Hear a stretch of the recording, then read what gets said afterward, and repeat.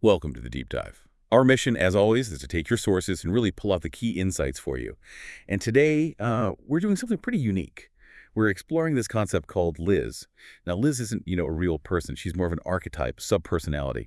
And we're going to unpack her by looking at biology. Yeah, how different body parts, even tiny cellular bits, can symbolize these really complex human traits. It's a fascinating approach, linking hard science with, well, symbolic meaning, looking at identity, communication, control, all through this biological lens. Exactly. We're working from these specialized notes, Liz's body parts research notes. They dig into the science, the culture, the symbolism of specific parts meant to embody Liz. So get ready. It's a mix of science and metaphor, showing how even small parts of us hold big meaning. You might find some surprising connections, maybe even see your own inner workings a bit differently. Let's dive in. Okay, first up, the mouth. Liz has thrown a command. Seems fitting. Scientifically, the mouth is just incredible. It's not just for eating or talking. Oh, far from it. It's sensory, motor, expressive, digestive, Right. all rolled into one. Right. Eating, speaking, breathing, kissing, singing, and all those tiny nonverbal things too, like a smirk or a pout. Huge range. And the anatomy behind it is complex. You've got lips, tongue, teeth, the palate, salivary glands, cheeks, jaw bones. Plus, it's wired directly into the digestive, respiratory, and nervous systems. Think cranial nerves, controlling all that fine movement. That fine movement is crucial, isn't it? For language especially. Absolutely. Human mouths have this amazing capacity for fine articulation. It's what makes our complex language and, sophisticated emotional signaling possible. Which leads right into the symbolism. Yeah. Culturally, the mouth is loaded. Power, desire, truth, deceit. Nourishment, intimacy. It's a real focal point. You see it everywhere in myths, right? Creation stories, divine commands being spoken, forbidden speech. Even astrology links it to communication with Gemini or pleasure with Taurus. And think about our everyday language. It's packed with mouth idioms. Oh, yeah. Like what? Well, mouth off, big mouth, Uh-huh. suggesting maybe impulsivity, right? Or put your money where your mouth is, accountability. Okay, yeah.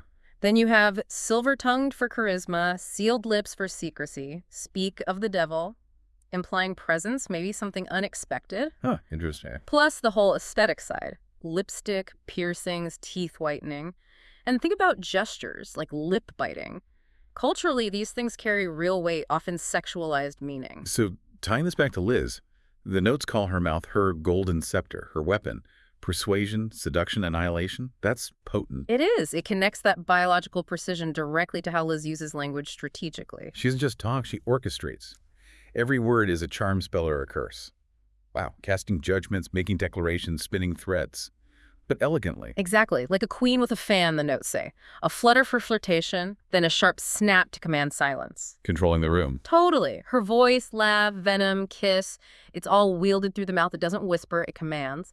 Makes you think, doesn't it? What about the power in your own voice, your expressions? How deliberately do you use them? A very good question. That awareness is key. Okay, moving from command to maybe presentation. Let's talk about the skin. Liz's gown of sovereignty. Scientifically, skin is just, Yeah. wow, our largest organ. Yeah, about 16% of our body weight, typically. And it's a workhorse. Protection is the big one, obviously. But also sensory reception, touch, temperature, pressure. And thermoregulation, keeping our temperature stable. Immune defense, vitamin D synthesis, even some excretion. It's incredibly multifunctional. And it has layers, right? 3 main ones. Epidermis, the outer barrier. Dermis, the middle layer with all the blood vessels, nerves, hair follicles. And the hypodermis, the deeper fatty layer for insulation and cushioning. And it's constantly interacting with the nervous, circulatory, immune systems. Plus, its regenerative ability is amazing. It's constantly rebuilding our boundary with the world. That boundary idea is so central to its symbolism, too. Identity, vulnerability, touch, beauty. Definitely. Think of mythological transformations, like snakes shedding skin. That resonates deeply. Or historically, like in ancient Egypt, where skin could signify status or even divine connection. It's our most visible marker, in a way. And again, look at the idioms. Thick-skinned resilience. Under your skin, irritation. Skin-deep superficiality. Or feeling comfortable in your own skin, authenticity. True. And while skin conditions can sadly lead to stigma, things like tattoos, piercings, scars, people use those actively to define their identity, to tell their story on their skin. So for Liz, the skin is her living couture. That's evocative. shielding, revealing, radiating her presence. It suggests something beautiful but also protective. The notes say it's like a velvet veil, soft to the eye, but reinforced like armor. Delicate but strong, like her persona. Precisely. It ties into how Liz manages boundaries and presentation. She's a master strategist, controlling what you see, what you feel, revealing only what serves her purpose. So, like skin itself, Liz is the first impression. Maybe the lasting one. Exactly. That paradoxical nature, seeming untouchable and yet impossible not to feel. It really pushes you to ask, how do you manage your own boundaries? Your first impressions? What's your armor, and what do you choose to reveal? Interesting parallel. Okay, let's shift from the outer layer to the inner workings of communication. Wernicke's area, Liz's sources of meaning, this brain region. It's all about understanding language, right? Primarily, yes. Language comprehension, making sense of spoken words, written text, decoding grammar. It's where we process incoming language. And where is it located again? It's in the posterior part of the superior temporal gyrus, usually in the dominant brain hemisphere, which is the left for most people. And critically, it's tightly connected to Broca's area, which handles speech production and the auditory cortex. So understanding and speaking are linked. What happens if it's damaged? That leads to something called Wernicke's aphasia. The person can often speak fluently, the rhythm sounds fine, but the words are jumbled, nonsensical, often called word salad. Word salad. Okay. And the really difficult part is they often struggle to comprehend language, and they might not even realize their own speech doesn't make sense. Wow. Okay, symbolically then, this area is like the interpreter, the translator. Or the listener, yeah. It represents not just hearing words, but grasping meaning, intuition, maybe even empathy conveyed through language. How does that play out psychologically? Well, it's fundamental to how we make sense of communication. It's crucial for empathy, for learning, for building social bonds. Think about when communication breaks down. We use metaphors like getting wires crossed or not being on the same wavelength. Wernicke's is key to avoiding that. Which brings us to Liz. If this area turns language into understanding, the notes say Liz wields this like an oracle. Meaning she manipulates that very process of understanding. Yeah, it says she doesn't just speak words. She crafts realities out of them. But like, you don't just listen, you get ensnared in her narrative. Exactly. She uses the process of comprehension for control, twisting meanings, using doublespeak, seducing with subtle nuance. And if you misunderstand her, the notes suggest, oh, sweetie, it's exactly what she intended. She turns communication into manipulation.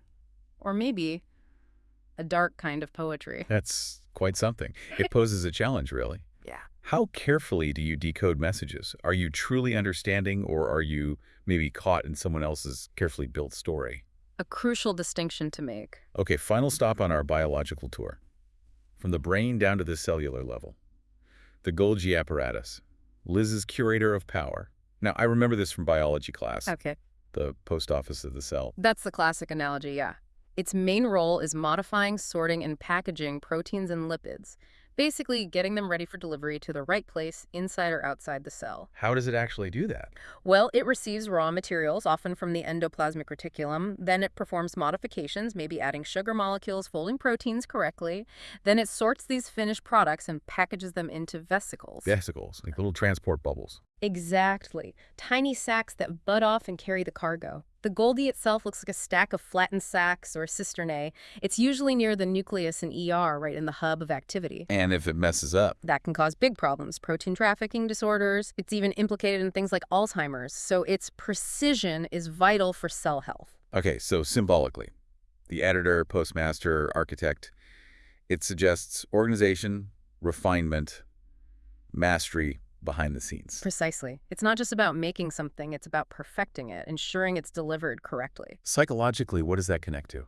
Things like precision, attention to detail, follow-through, responsibility for the final product. You could even think of it as emotional sorting, taking raw feelings or impulses and refining them before expressing them.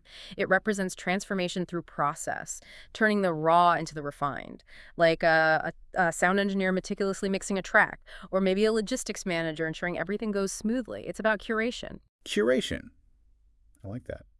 So for Liz, the Golgi represents this refinement, the final touch, ensuring everything lands with intention and flair. Yes, she's the architect behind the mask, organizing every social move, every reaction, every calculated reveal. So she doesn't just cause drama, she packages it beautifully. That's the idea. Like the Golgi, Liz chooses who gets what, when, and in what precise form, often a devastating one.